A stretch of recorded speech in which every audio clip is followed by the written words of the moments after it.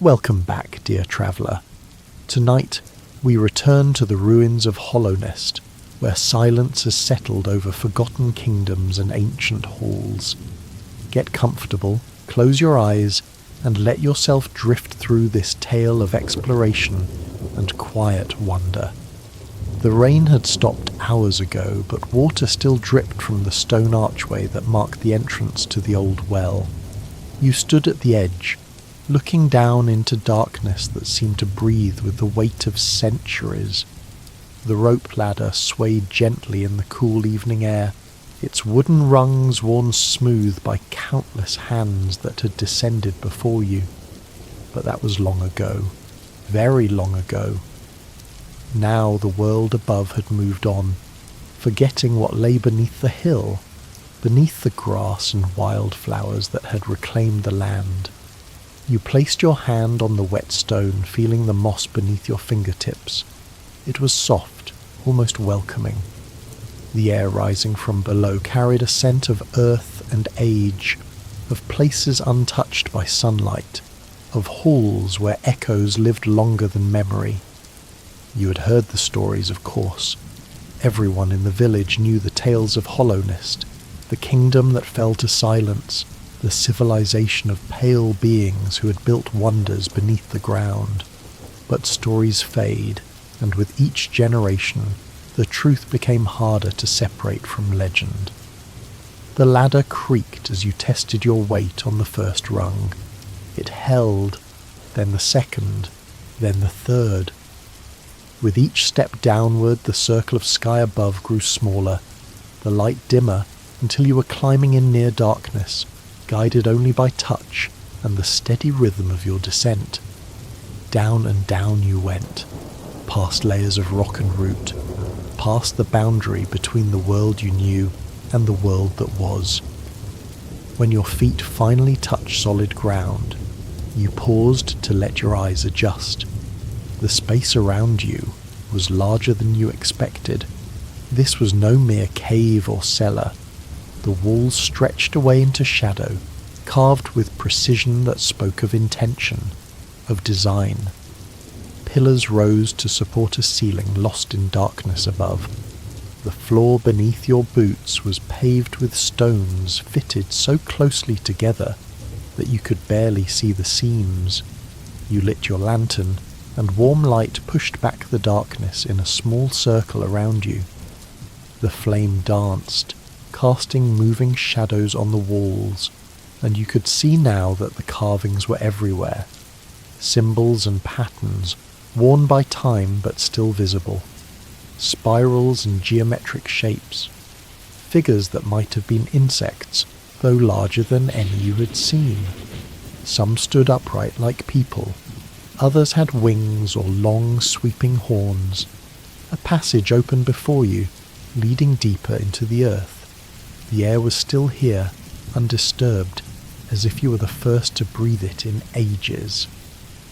Your footsteps echoed softly as you walked forward, the lantern light revealing the path ahead in small increments. The walls were close at first, then widened into a broader corridor. More carvings, more signs of the hands and minds that had shaped this place. You walked for what might have been minutes or hours. Time felt different down here, stretched and malleable. The passage turned, descended, branched into smaller tunnels that you ignored in favour of the main path. Occasionally you passed doorways opening into darkness too deep for your light to penetrate. Rooms, perhaps. Chambers with purposes long forgotten. Then the corridor opened into a vast space, and you stopped, holding your lantern high. The light barely touched the far walls. You were standing at the edge of what must have been a plaza or courtyard, an underground square surrounded by buildings carved directly from the stone. Facades rose 3 and 4 stories high, their windows empty and dark, their doorways silent. In the centre of the plaza stood a fountain, dry now, its basin filled with dust and small stones that had fallen from above. You walked to the fountain and set your lantern on its edge. The basin was decorated with more of those figures, carved in relief around its circumference. They seemed to be engaged in some kind of procession or ceremony, all facing the same direction, all moving towards something your eye couldn't quite follow in the circular narrative. Your fingers traced the worn stone, feeling the shapes beneath the dust. A sound made you turn. Just a small sound, like a pebble dropping, but in the silence of this dead city, it was enough to make your heart quicken. You listened, holding your breath, but heard nothing more. Perhaps something had simply shifted, some small piece of the slow decay that claimed all abandoned places. You picked up the lantern and continued across the plaza. The buildings here had signs above their doorways, written in characters you couldn't read. One structure, larger than the rest, had double doors that stood slightly ajar. You approached carefully and pushed one door open wider.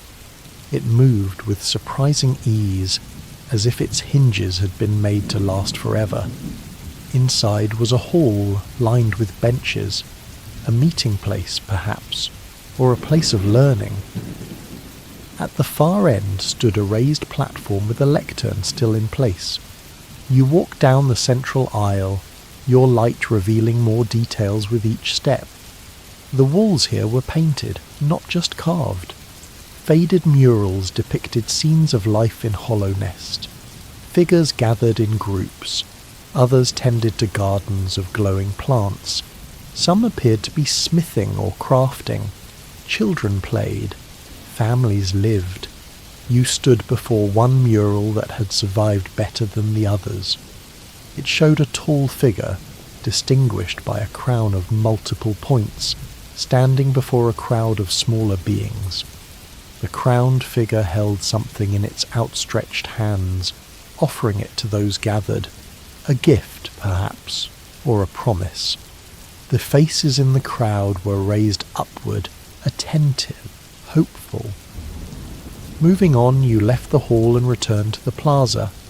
Other passages led away from this central space, and you chose one at random, following where it led. This tunnel was narrower, more intimate. The walls were lined with doors, each opening into small rooms. Living quarters, you realized. Homes. You looked into one and saw the remains of furniture, simple and functional. A bed frame, the mattress long since crumbled away. A table with 2 chairs. Shelves on the wall that had once held possessions now vanished or decayed into dust. In another room, you found books. Or what had been books. The pages had fused together with moisture and time, becoming solid blocks that crumbled when you tried to open them. But some had covers of metal or treated leather that had survived, and you could see symbols embossed on them. Titles, probably, though meaningless to you now. The tunnel continued, connecting this residential area to another section of the city. You emerged into what appeared to be a garden district, though calling it a garden was strange for something so deep underground. But there were troughs and raised beds where soil still remained, structures overhead that must have held lights, or perhaps crystals that provided illumination for plants. The ceiling here was higher, and you could see the remnants of what might have been vines or climbing plants, their desiccated strands still clinging to trellises and supports. In the centre of this garden was a tree, or the stone memory of a tree. It was carved from the living rock, its trunk thick and textured to resemble bark, its branches spreading to touch the ceiling in an eternal frozen moment of growth.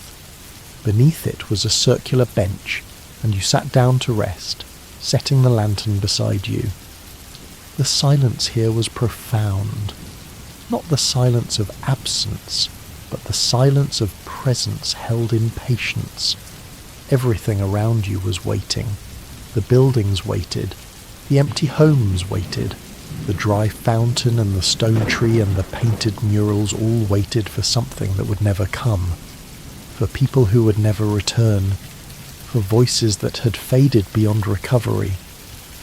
You closed your eyes for a moment, trying to imagine this place as it had been, the sound of footsteps and conversation echoing through the corridors, light glowing from windows, the splash of water in the fountain, children running through the plaza, their laughter bouncing off the stone, the garden lush and green, tended by careful hands, the smell of cooking rising from homes, the ring of hammers from workshops, the soft music of some instrument you had never heard, played by someone who had lived and died long before your grandparents were born.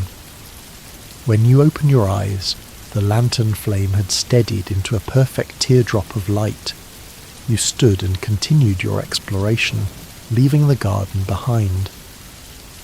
The path led downward again, descending through carved staircases with steps worn concave by the passage of countless feet. Down you went, deeper into Hallownest, deeper into its secrets. The architecture changed as you descended. The spaces became grander, more formal. You passed through halls supported by massive pillars, each one carved with intricate patterns that spiraled from floor to ceiling. The stones here were darker, harder, chosen for their strength and permanence. This was the old heart of the kingdom, you sensed. These were the foundations upon which everything else had been built. You entered a chamber that took your breath away. It was circular, vast, with a domed ceiling that rose to dizzying height above.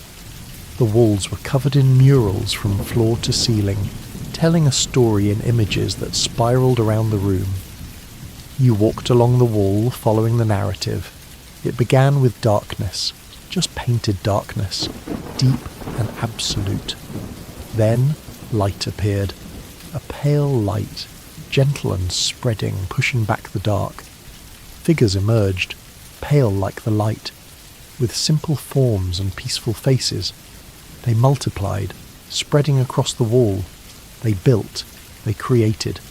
The images showed the excavation of chambers, the carving of homes, the planting of gardens. The story continued. A figure appeared, taller than the others, marked with a crown. The Pale King, you thought, remembering the fragments of legend. The murals showed this figure bringing order, establishing laws, creating structure. The kingdom flourished. The painted halls filled with painted life. But then the images began to change. Shadows crept into the scenes. Small at first, easily overlooked, but they grew, spreading like ink in water. The figures in the murals began to change. Some were covered in the shadow, others fled from it. The ordered scenes of prosperity gave way to chaos and confusion. Near the end of the circular story, the images were darker, harder to see. Figures stood alone in empty halls. The Pale King appeared again, this time bent as if under great weight. The final image showed the kingdom silent and empty, the halls dark, the shadows everywhere and nowhere, merged into simple absence. You completed the circle and stood again at the beginning, where darkness had been before the light. The story of Hallownest, told in pictures for anyone who came after. A warning, perhaps, or simply a record, a way of saying, we were here, this happened, remember us. In the centre of the circular chamber was a shaft descending further still. You approached and looked down. Your lantern light revealed stairs spiralling into the depths, tight and steep. You began to descend, moving carefully, one hand on the wall to steady yourself. The air grew cooler as you descended. The stone was damp here, moisture seeping from somewhere unseen. Your light caught gleams of water on the walls, small rivulets running down to disappear into cracks and crevices. The sound of dripping water was constant now, a gentle percussion that marked the seconds. The spiral staircase ended in a narrow passage that opened suddenly into another large space. You stepped through and found yourself standing on a bridge. The lantern light revealed that you were crossing over a chasm, deep and dark, its bottom lost to sight. The bridge was narrow with low walls on either side. It stretched across the void to an island of stone, a platform that jutted out from the far wall. You crossed carefully, trying not to look down into that darkness. The sound of your footsteps was swallowed by the empty space around you. When you reached the other side, you found yourself in a small antechamber. There was a door here, different from all the others you had seen. It was made of a dark metal that reflected your lantern light in strange ways, and it was sealed with mechanisms you didn't understand. But time had loosened what craft had secured, and the door stood slightly open, enough for you to slip through. Beyond was a chamber that must have been important. Everything about it spoke of significance. The floor was inlaid with geometric patterns in different coloured stones. The walls were smooth and unmarked, as if nothing had been allowed to distract from the room's purpose. And in the centre, on a raised dais, sat a throne. It was carved from a single piece of pale stone that seemed to glow faintly in your lantern light, though that might have been a trick of the eye. The throne was tall, with a high back that rose to a point. The armrests were carved to resemble reaching branches or perhaps horns. The seat was empty. You approached slowly, respectfully, though no one was here to see. This was where the Pale King had sat, you thought. This was where decisions had been made that shaped the kingdom above, where justice was dispensed, where the future was planned. You didn't sit. That seemed wrong somehow. Instead, you stood before the throne and tried to imagine the weight of ruling a kingdom, the burden of protecting so many lives, the terrible knowledge that despite everything, failure was still possible. Behind the throne you noticed another doorway, smaller and less obvious. You moved around the dais and found a passage that led to a series of private chambers. These rooms were more intimate, furnished with the remnants of comfort. A study with a desk and scattered papers that crumbled when you tried to lift them. A bedroom with a large bed and furniture of a quality that suggested royalty. A small sitting room with chairs arranged around a cold fireplace. You spent time in these rooms, looking at the objects that remained. A crown on a stand, tarnished but still recognizable. Books in languages you couldn't read. Small personal items whose purposes were mysteries. A window that looked out onto the chasm you'd crossed, its glass still intact, showing only darkness beyond. In the study you found something that made you pause. On the desk, weighted down by a small stone, was a paper that had somehow survived the years. The words were faded, written in ink that had turned brown, but you could make out some of the characters. They matched the symbols you had seen elsewhere in Hallownest. A letter, perhaps, or a final message. You couldn't read it, but you felt the weight of it nonetheless, this sadness that seemed to emanate from those faded words. You left the royal chambers and returned to the throne room. Standing again before that empty seat, you felt the full weight of the silence that filled Hallownest. This wasn't the comfortable silence of a peaceful night. This was the silence of endings, of things finished and not returning. The silence of empty halls that once rang with life. The silence of gardens that would never bloom again. The silence of a kingdom that had fallen, not to war or disaster, but to something more subtle and more complete. You turned and left the throne room, crossing the bridge again, and climbing the spiral stairs. You moved back through the chambers you'd explored, seeing them now with different eyes. Each carving, each mural, Each empty room was a piece of something larger, a civilization that had existed and thrived and then ended, leaving only these silent stones as testament. As you climbed back toward the upper levels, you thought about the beings who had lived here. They had been people in their way. They had felt joy and sorrow. They had loved and feared and hoped. They had created beauty and sought meaning. They had built something magnificent deep beneath the earth, a kingdom of wonders that no one on the surface had known existed. And then something had happened. The murals suggested a spreading corruption, a shadow that consumed the light.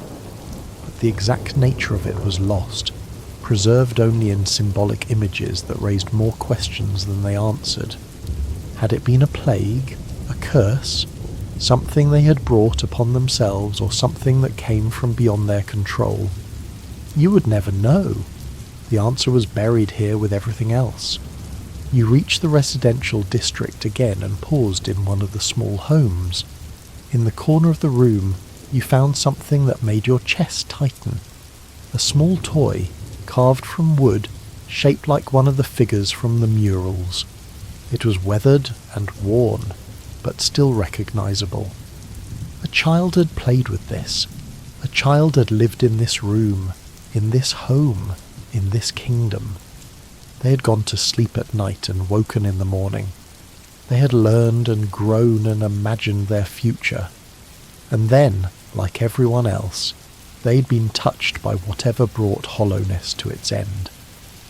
You set the toy carefully on the table and continued on.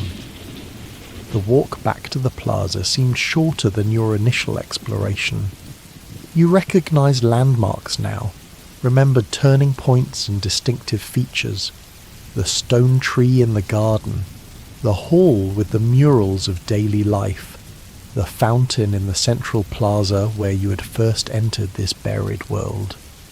You crossed the plaza slowly, looking at the buildings one last time.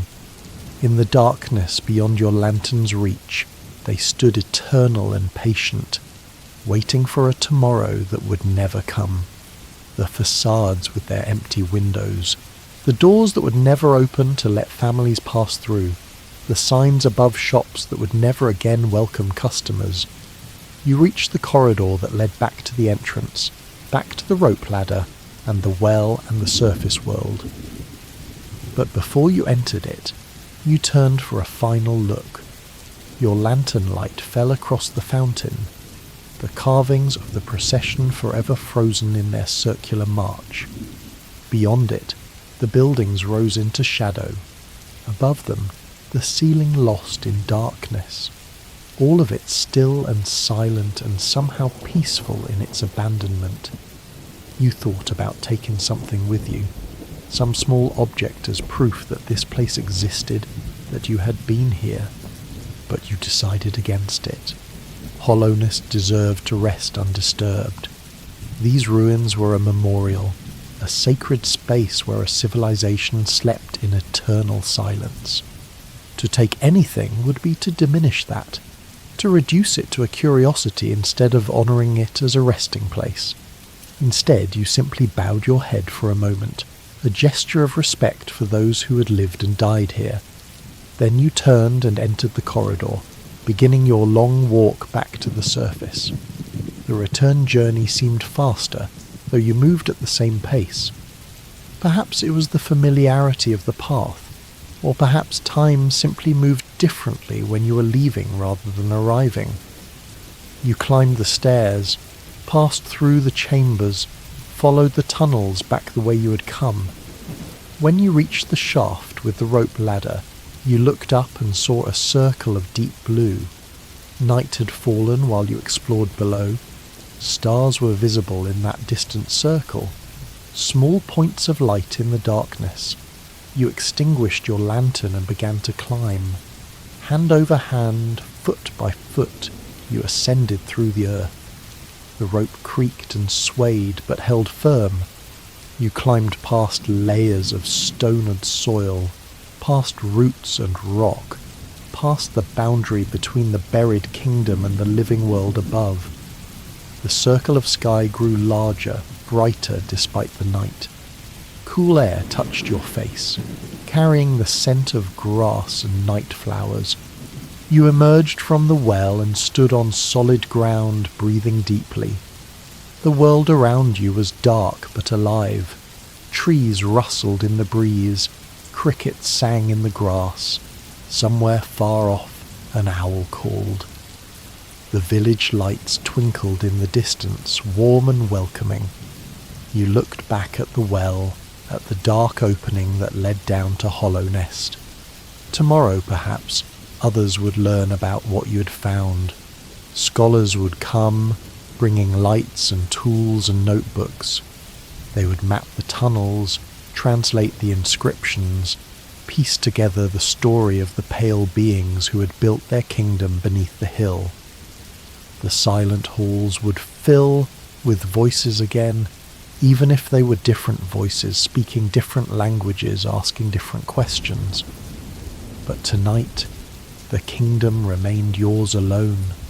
The memory of those empty streets, those painted murals, that throne sitting in darkness.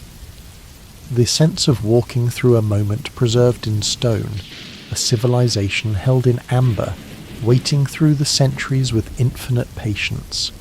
You walked away from the well, through the grass toward the village. The journey down had changed you in some small way. You had seen the work of hands long vanished. You had stood in rooms where life had flourished and ended. You had witnessed the stubborn permanence of stone and the terrible fragility of everything built upon it. Above you the stars turned in their ancient courses, indifferent and eternal. Below, in the darkness beneath the hill, Hallownest slept on, dreaming its silent dreams, waiting for nothing and no one, complete in its abandonment. The village lights grew closer, and you let yourself imagine the comfort waiting there. A warm meal, a soft bed, the familiar faces of people you knew. But part of your mind would remain below, walking those empty halls, listening to that profound silence, remembering what you had seen in the buried kingdom. You reached the first houses of the village and paused to look back one final time. The hill rose dark against the stars, mysterious and ancient, holding its secrets close. Somewhere beneath it the throne sat empty. The fountain stood dry. The stone tree stretched its branches to an invisible sky, and the murals continued their endless story, telling anyone who found them about the light that had shone, and the shadow that had followed, and the silence that remained. You turned toward home, carrying Hallownest with you now, not as treasure or trophy, but as memory and understanding. Some places were meant to be found, others were meant to be remembered, and a few, very few, were meant to be both, speaking across the years to anyone willing to descend into the darkness and listen to what the stones had to say. The night was deep and quiet as you walked through the village streets. Windows glowed with warm light. Somewhere, someone was playing music, notes drifting on the air. A cat crossed your path, pausing to regard you with luminous eyes before continuing on its way. Normal things, living things, the present moment in all its simple vitality. But you had seen what came after. You had walked through the aftermath of a civilization's end, seen what remained when the lights went out and the voices faded and time did its slow, patient work. It wasn't frightening exactly. It was simply true. Everything ended. Everything fell to silence eventually. The pale beings had known that, had perhaps tried to prevent it or transcend it, and had failed like all beings must fail in the end. Yet they had left something behind. Not just ruins and artifacts, but evidence of effort and care. They had built beautifully. They had created art that moved you even when you couldn't understand its full meaning. They had made a home in the darkness beneath the earth and filled it with life and purpose. That mattered. That counted for something, even though they were gone. You reached your door and stood for a moment with your hand on the latch. Inside was warmth and light and rest. Outside was the night and the hill, and the buried kingdom sleeping in its eternal silence. You were between worlds now, belonging fully to neither, touched by both. Tomorrow you would return to your normal life. You would work and eat and talk with friends and go about the business of living. But you would carry Hallownest with you always now, a secret knowledge, a memory of silence and stone. It would change how you looked at things, how you valued the present moment, how you thought about what would remain when you were gone. You opened the door and stepped inside, closing it gently behind you. The warmth enveloped you, welcome and real. You set down your pack, your extinguished lantern, your mud-stained boots. You washed your hands and face, seeing your reflection in the water, the same face you'd always had, but somehow different now, marked by what you'd seen in ways that didn't show on the surface. You prepared for sleep, moving through familiar rituals.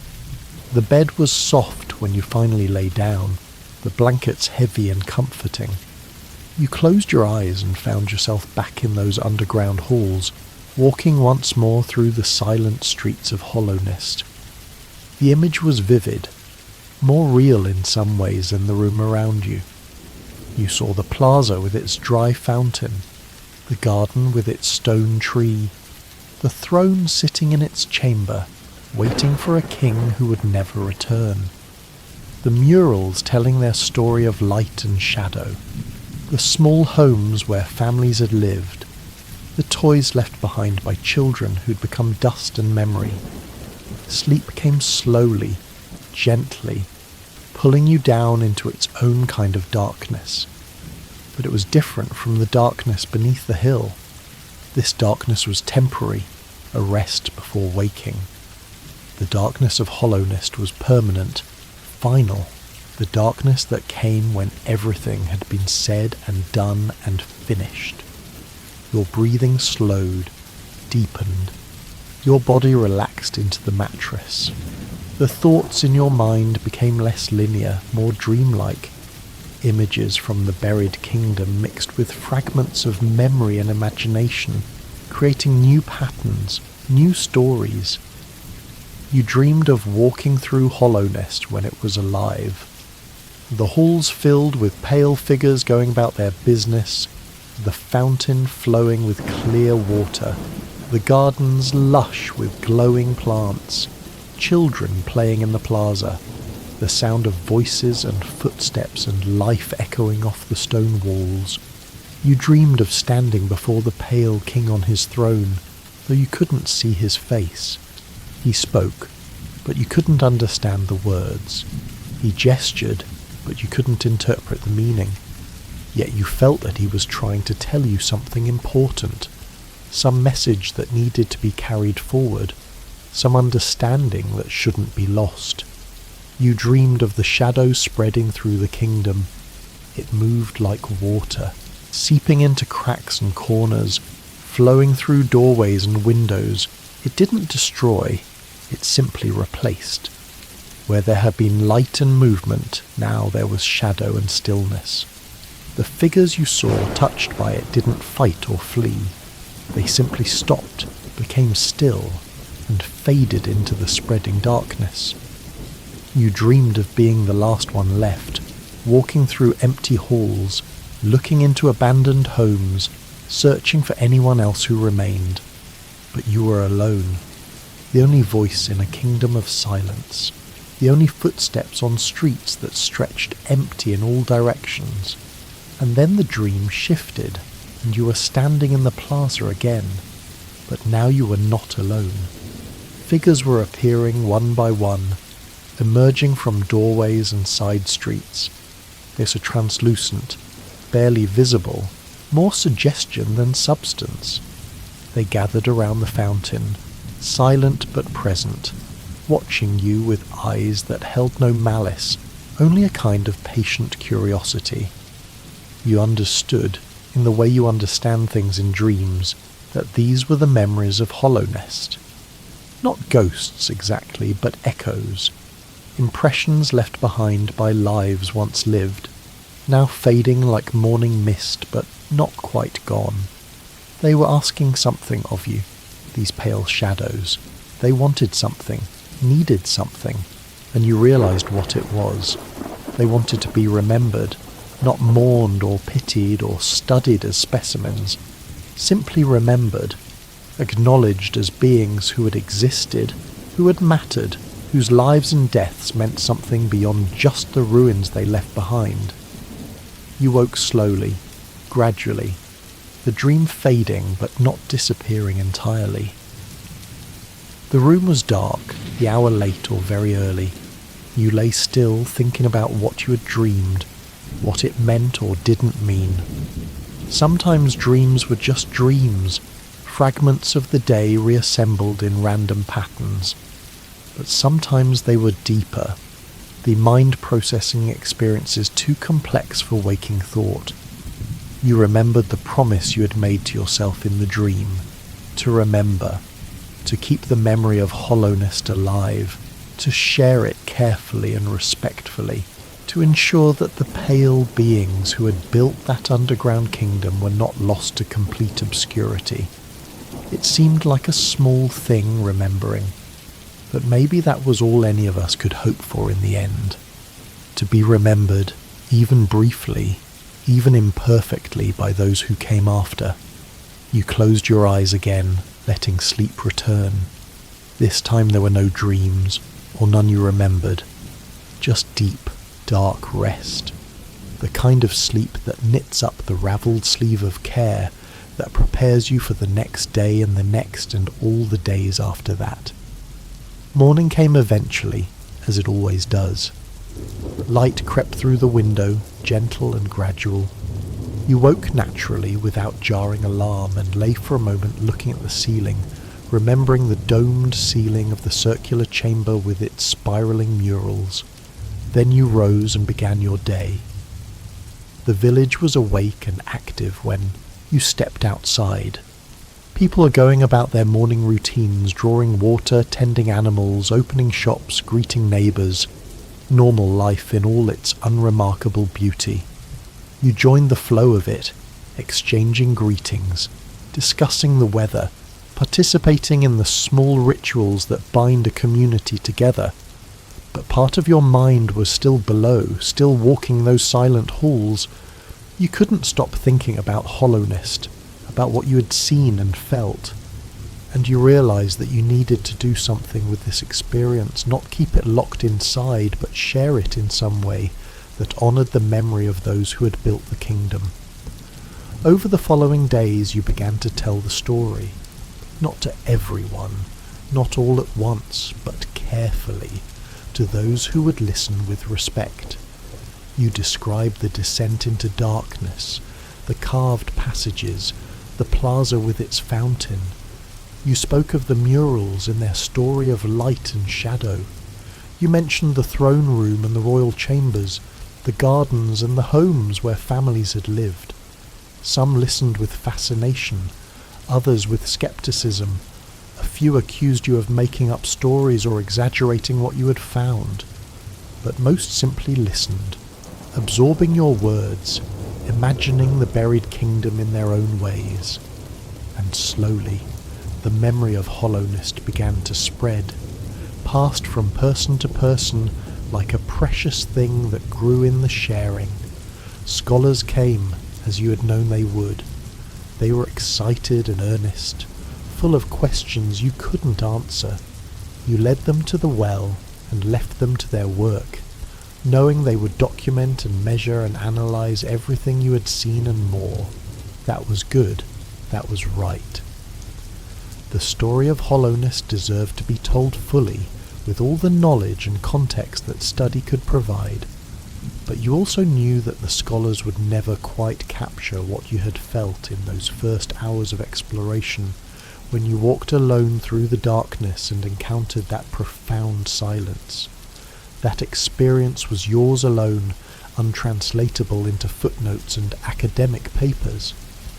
It was the difference between reading about a place and being there, between knowing facts and having understanding. Weeks passed. The scholars established a camp near the well. Equipment was lowered into the depths. Systematic exploration began. Reports filtered back to the village. Hallownest was indeed extraordinary. The scale of it was larger than anyone had imagined. The craftsmanship was remarkable. The story told in the murals was complex and fascinating. And something else. The scholars found writing, lots of it. Inscriptions on walls, tablets in archives, papers preserved in dry chambers. It would take years to translate it all, to piece together the full history of the kingdom. But already they were learning things. The name of the Pale King, the structure of their society, the nature of the shadow that had brought them to an end. You listened to these discoveries with interest, but also with a sense of remove. This was becoming their story now, the scholar's narrative. And that was fine. You had your own story, your own memory of that night when you descended alone into the darkness and walked through a dead kingdom by lantern light. That experience belonged to you, and nothing the scholars discovered could change or diminish it. Life continued. Seasons changed. The excitement about Hallownest gradually faded into familiarity. It became a known thing rather than a mystery, a site of historical significance rather than a legend. Tours were organised, students came to study, artists created works inspired by the underground kingdom. Hallownest entered the cultural conversation, became part of the world's heritage. And through it all, you carried your private memory. Sometimes, on quiet evenings, you would walk to the hill and stand looking at the well. You would remember the descent, the exploration, the profound silence of those empty halls. You would think about the pale beings who had lived and died there, who had left behind stone testimony to their existence. You never went back down. That surprised some people, but you knew it was right. You had seen Hallownest as it was meant to be seen, silent and undisturbed, a memorial to itself. To return now, with lights and maps and crowds of visitors, would not recapture that experience. It would only overlay it with something different, something lesser. So you kept your memory pure, untainted by revisiting. You remembered the throne room, the murals, the stone tree, the small toy in the abandoned home. You remembered the feeling of standing at the boundary between light and darkness, between the living world and the world that had ended. You remembered the weight of silence and the way it had spoken to you more eloquently than any words. Years passed, as years do. You grew older. The village changed. New people came, others left or passed away. The world continued its endless motion, indifferent to individual stories. But Hallownest remained, deep beneath the hills, still and silent, still waiting, still remembering itself in stone and shadow. And you remained its first witness in the new age, the one who had found it again after centuries of sleep. That meant something. Not to history, perhaps.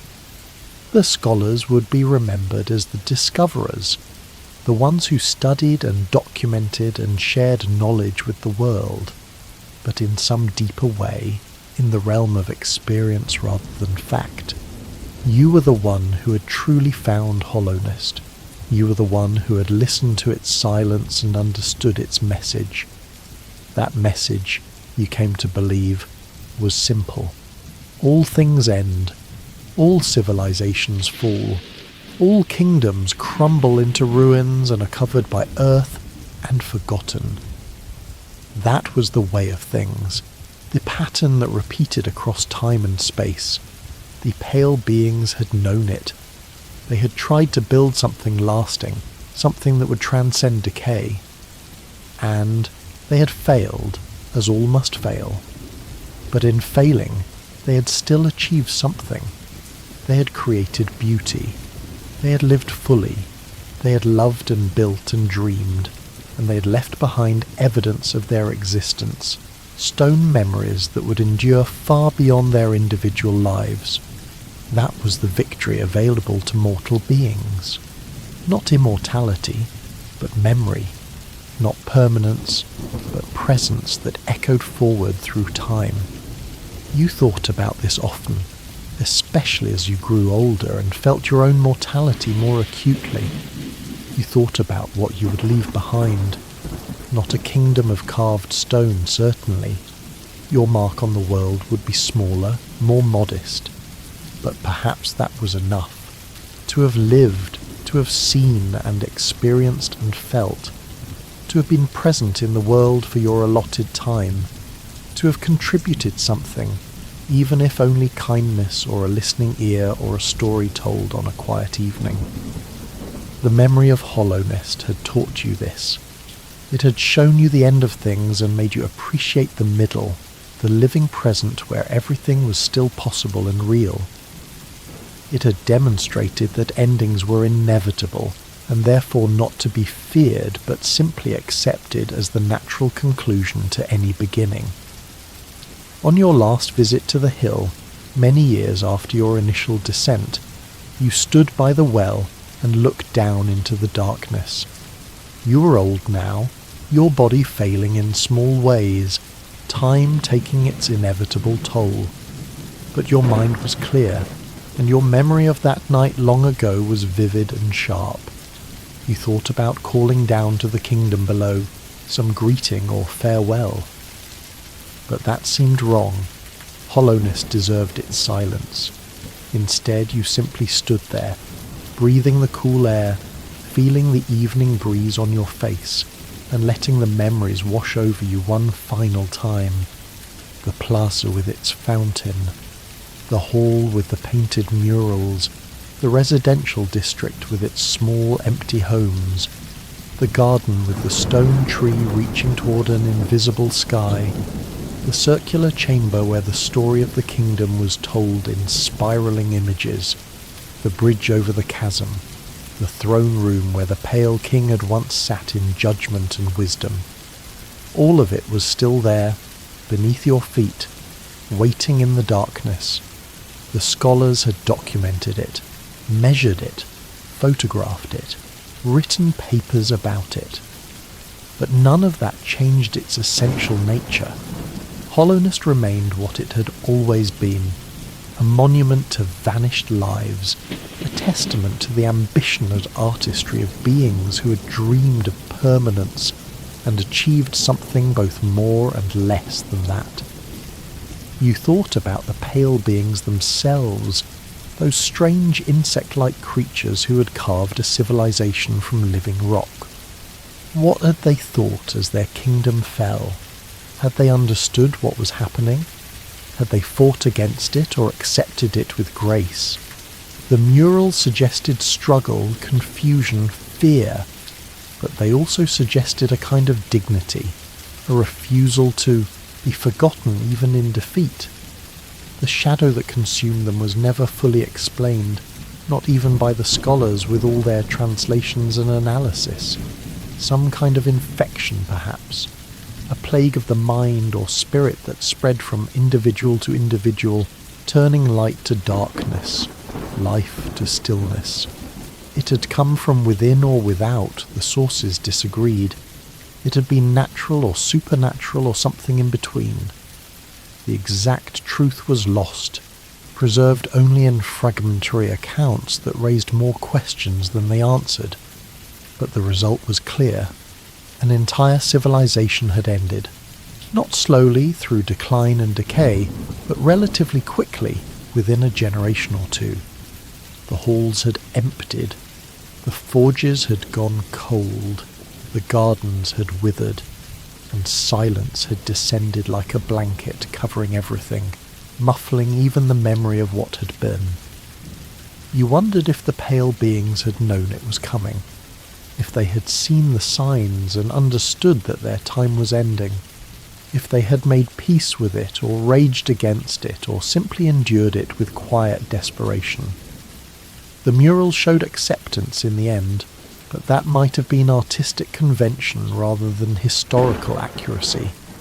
The dead could not speak for themselves, could not correct the record or clarify the ambiguities. The evening was deepening into night. Stars were appearing overhead, the same stars that had shone on Hallownest in its glory and witnessed its fall. Eternal and indifferent, those distant lights. They had seen civilizations rise and fall across the world, had watched as beings built and destroyed and built again, each one thinking themselves permanent, each one proven wrong by time. You turned from the well and began walking back toward the village.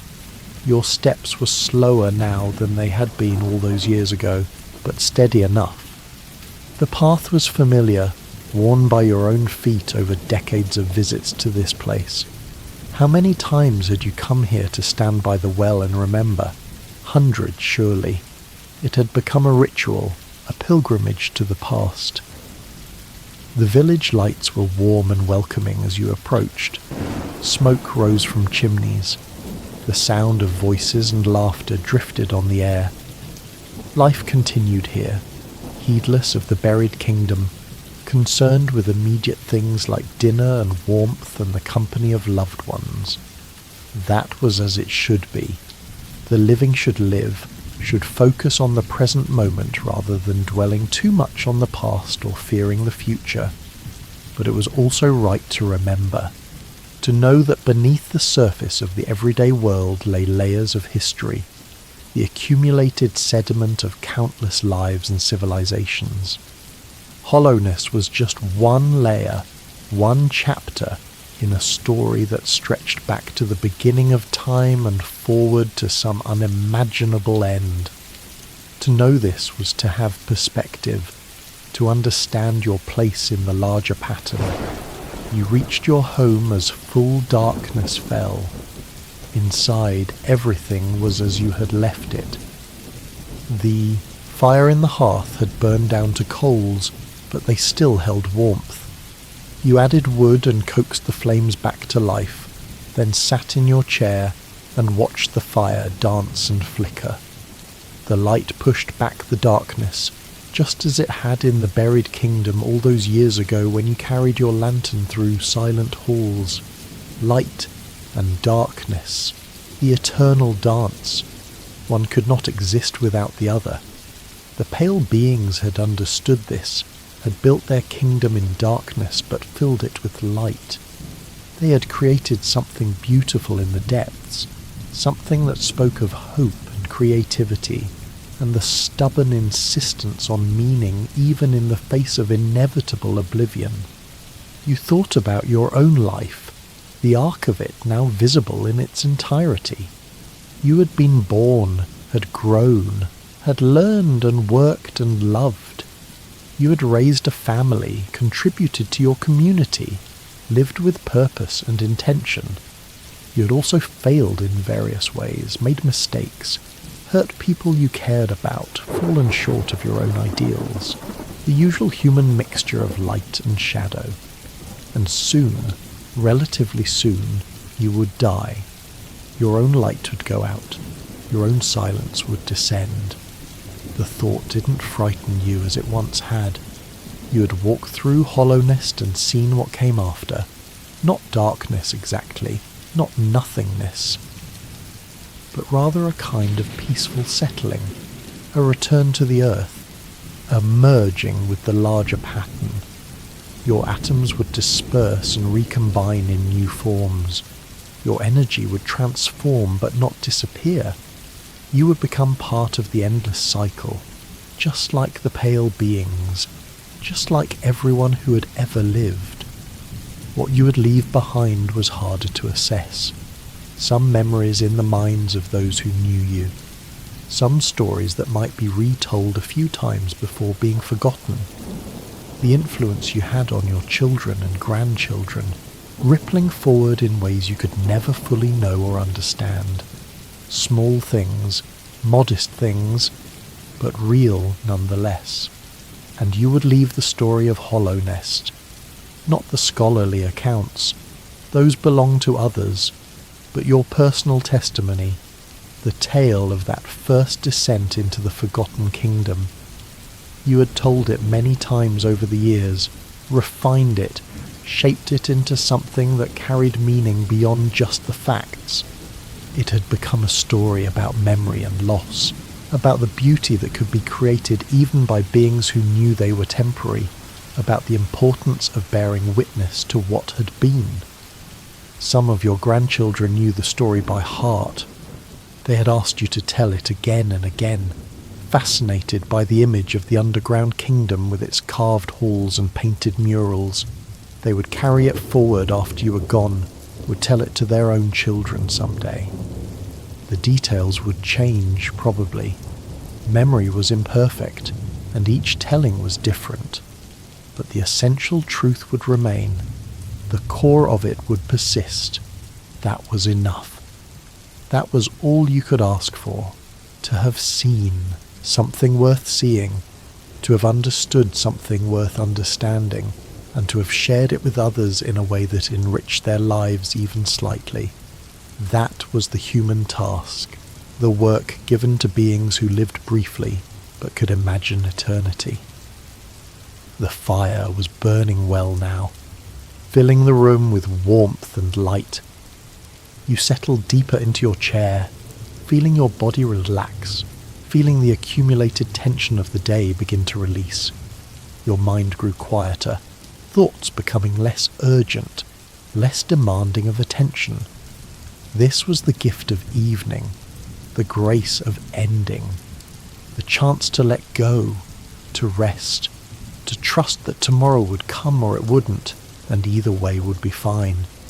You thought one last time about Hallownest, about the throne sitting empty in its chamber, about the murals telling their eternal story, about the stone tree frozen in permanent bloom. You thought about the pale beings who had created all of it, who had poured their lives and dreams into stone, who had tried to build something that would last. And you realized, with a clarity that felt like revelation, that they had succeeded. Not in the way they intended, perhaps. Their kingdom had fallen, their civilization had ended, their individual lives had been lost to time, but they had created something that endured. Not just the physical ruins, though those were remarkable, but something more important. They had created meaning. They had demonstrated that it was possible to build beautifully, to live purposefully, to face the inevitable end with dignity and grace. That lesson had survived the centuries. It had been waiting there in the darkness, preserved in stone and silence, ready to be discovered by someone willing to descend into the depths and listen to what the ruins had to say. And now it lived in you, and through you in others, and through them in others still. The light of Hallownest had not gone out completely. It had merely changed form, transformed from torches and lanterns into stories and memories and understanding.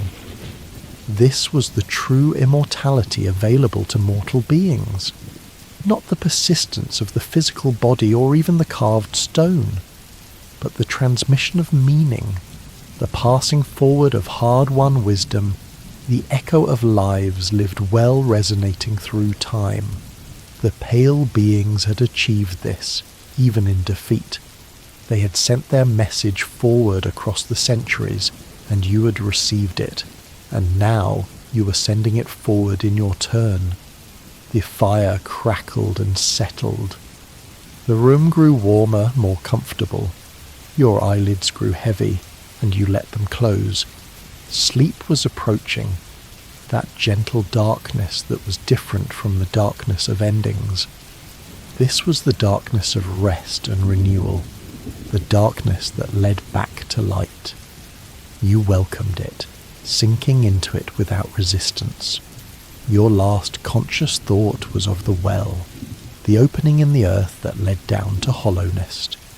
In your mind's eye, you saw it clearly, the stone archway, the rope, ladder descending into shadow. And you understood that it was more than just a physical entrance to forgotten ruins. It was a threshold between worlds, between past and present, between what was and what is. It was a reminder that the ground beneath your feet held secrets, that history was layered and deep, that the present moment was built on foundations you rarely saw, but that shaped everything nonetheless. Sleep took you fully then, pulling you down into dreams. You walked again through Hallownest, but now it was different. The halls were lit with soft light that seemed to come from the stone itself. The plaza fountain was flowing with crystal water. The gardens were blooming with luminous flowers, and figures moved through the streets, pale and graceful, going about their lives. They didn't seem to see you, these dream figures. You were invisible to them, a ghost haunting their living world. Or perhaps they were ghosts haunting yours. It was hard to say, hard to know which side of the boundary you stood on, past or present, memory or dream, reality or imagination. You walked among them, observing their lives. You saw families in their homes, sharing meals, talking quietly. You saw artisans in workshops, creating beautiful objects with patient skill. You saw children playing in the plaza, their laughter echoing off the stone. You saw scholars as libraries, bent over books, pursuing knowledge. You saw gardeners tending to luminous plants, coaxing beauty from darkness. It was peaceful, this dream vision of Hallownest. Not perfect, but real. You could see the same struggles that marked any civilization. Disagreements and conflicts, sorrow and loss. The daily friction of beings trying to live together, trying to build something larger than themselves. But you could also see the love and care they brought to the work. The dedication to craft, the respect for beauty, the commitment to creating something worthwhile, and you saw the shadow beginning to appear at the edges of your vision, small at first, easily ignored, just a darkness in a doorway, a stain on a wall, a flicker in someone's eyes, but growing, spreading, inexorable. You wanted to warn them, to tell them what was coming, but you had no voice in this dream, no agency. You could only watch as the shadow spread through the kingdom like ink in water. The figures began to change. Their movements became slower, more deliberate. The light in their eyes dimmed. One by one they stopped what they were doing and stood still, frozen in place. The children stopped playing. The artisans put down their tools. The scholars closed their books. The gardeners stepped back from their plants, and silence descended, thick and heavy. You stood in the plaza, surrounded by these frozen figures, and felt overwhelming sadness. This was how it had ended. This was the last moment of Hallownest as a living kingdom. All these lives, all these dreams and hopes and plans, brought to a stop by something they couldn't understand or prevent. It was tragic and beautiful and terrible all at once. But even as the sadness filled you, you noticed something else. The figures, though frozen, were not diminished. They stood with dignity, with a kind of quiet acceptance. And the light hadn't gone out completely. It had simply changed, becoming softer, more subtle. The stone walls seemed to absorb it, to hold it within themselves. The murals glowed faintly. The carvings seemed to pulse with their own inner illumination. Hallownest was not dead. you understood. It was transformed, changed from a place of movement and sound and life into a place of stillness and silence and memory. But memory was a kind of life, wasn't it? As long as anyone remembered, as long as the story was told, the pale beings continued to exist in some form. They lived in the stone they had carved, in the beauty they had created, in the meaning they had made from their brief time in the world. The dream shifted again, and you were climbing out of the well, emerging into daylight. But it was a strange daylight, too bright and too clear. The hill was covered with flowers, millions of them, in colours you had never seen. They swayed in a breeze that smelled of growing things and rain and possibility. You stood among the flowers and looked back at the well, and you understood, with dream logic that made perfect sense in the moment, that this was what came after, this beauty growing from what had been, the past feeding the present, the dead nourishing the living, the cycle continuing, eternal and perfect.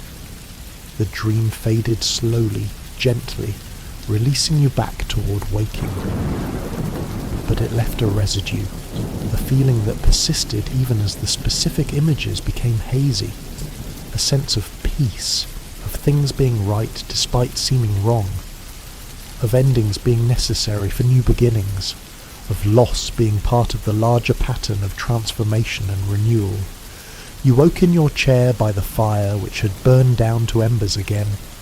The room was dark except for that faint red glow. You sat for a moment, orienting yourself, remembering where you were and when. The dream was already fading, but its essence remained. You felt lighter somehow, unburdened. Rising stiffly from the chair, you moved through your nighttime routine, banking the fire, checking the door, preparing for bed. Simple, familiar actions that grounded you in the present moment. This was your life, here and now. This room, this body, this moment. Not the buried kingdom or the distant past or the uncertain future. Just this. You climbed into bed and pulled the covers up, feeling their weight settle over you. The darkness was complete now, the fire fully out. But it was a comfortable darkness, the darkness of home and safety and rest. You closed your eyes and let yourself sink into it, let yourself become part of it. Sleep came quickly this time, and if you dreamed, you didn't remember it. There was only darkness and rest, the deep, restorative sleep that prepared you for whatever tomorrow would bring. Your breathing slowed, deepened, became a steady rhythm in the quiet night. Your body relaxed completely, releasing all tension, all effort, all conscious control. And in that darkness, in that state between waking and sleeping, you existed in perfect peace. No worries, no regrets, no fears, just pure being, uncomplicated and complete. This was the gift of sleep, the grace of nightly dying and rebirth, the chance to let go of who you were and rest in simple existence before taking up the burden of identity again with morning's light. Hours passed, the night deepened, then slowly began to lighten. Stars wheeled overhead in their ancient dance. The moon set and the sun prepared to rise. The world turned, indifferent and beautiful, carrying you with it through the darkness toward dawn. And beneath the hill, Hallownest waited, patient and eternal. The halls remained silent. The throne sat empty. The murals continued their endless story. The stone tree stretched its branches toward nothing. Time moved differently there, or perhaps not at all. Past and present merged into an eternal now, a moment frozen and preserved. But in another sense, Hallownest was always changing, because it lived in memory, and memory was fluid, shaped by each person who held it. The scholars had their version, built from facts and analysis. The students had theirs, coloured by imagination and theory. The tourists had theirs, filtered through cameras and brief visits. And you had yours, deep and personal, forged in that first solitary exploration when the kingdom revealed itself to you alone. All these versions were true in their way. All of them captured something real about what Hallownest had been and what it meant. And all of them would eventually fade as the people who held them died and were forgotten themselves. But new versions would arise, new interpretations, new meanings drawn from the same ancient stones. The kingdom would continue to speak to whoever descended into its depths, would continue to offer its lessons about beauty and loss, about ambition and failure, about the stubborn persistence of meaning in the face of inevitable ending. This was the true gift Hallownest offered. Not answers, but questions. Not certainty, but wonder. Not conclusions, but invitations to think deeply about what mattered, about what lasted, about what it meant to have lived and created, and then vanished into silence. These were not comfortable questions, but they were important ones. They were the questions that separated mere existence from examined life. You had spent decades thinking about these questions, turning them over in your mind, looking at them from different angles, and you still didn't have definitive answers, but you had come to understand that maybe that was the point. Maybe the questions themselves were the answer, the act of questioning being more valuable than any conclusion you might reach. To ask what it meant to build something beautiful knowing it would end, to wonder about the value of effort in the face of inevitable decay, to consider what made a life meaningful when all lives ended in the same silence. These questions changed you, shaped you, made you more thoughtful and intentional. Hallownest had given you that. The buried kingdom had become your teacher, your philosopher, your companion in the long work of understanding what it meant to be alive and aware and mortal. And for that gift you were grateful in ways you couldn't fully express. The night was ending now. You could sense it even in sleep, the subtle shift as darkness began to thin, as the world prepared for another day. Your body responded, beginning its slow ascent toward waking. Your breathing changed, becoming less deep, more varied. Your mind started to flicker with nascent thoughts, fragments of dreams and memories and plans, but you didn't wake yet. You held on to sleep a little longer, savouring these last moments of perfect rest. There would be time enough for waking, for rising, for returning to the demands and responsibilities of conscious life. For now, you floated in that liminal space, neither fully asleep nor fully awake, just existing in peaceful suspension, and in that space you felt connected to something larger than yourself. Not in any mystical or supernatural sense, but in the simple recognition that you were part of a pattern that stretched backward and forward through time. You were linked to the pale beings who had built Hallownest, to the scholars who now studied it, to the people who would discover it centuries from now when your own time had passed into history. You were all part of the same story, different chapters in a narrative that had no beginning you could identify, and no ending you would live to see. This understanding brought comfort. You were not alone. You had never been alone. You existed in relationship with countless others, both living and dead, all of you engaged in the same essential work of making meaning from the raw material of existence.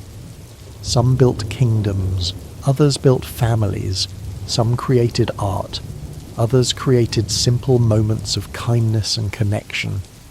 But all of it mattered. All of it was part of the larger tapestry, woven thread by thread into something vast and complex and beautiful. Morning came gently. light creeping into the room like a timid visitor. You opened your eyes slowly, taking your time, letting consciousness return at its own pace. The world resolved around you, your room, your home, your life, all of it familiar and dear. You rose and went to the window, looking out at the village awakening.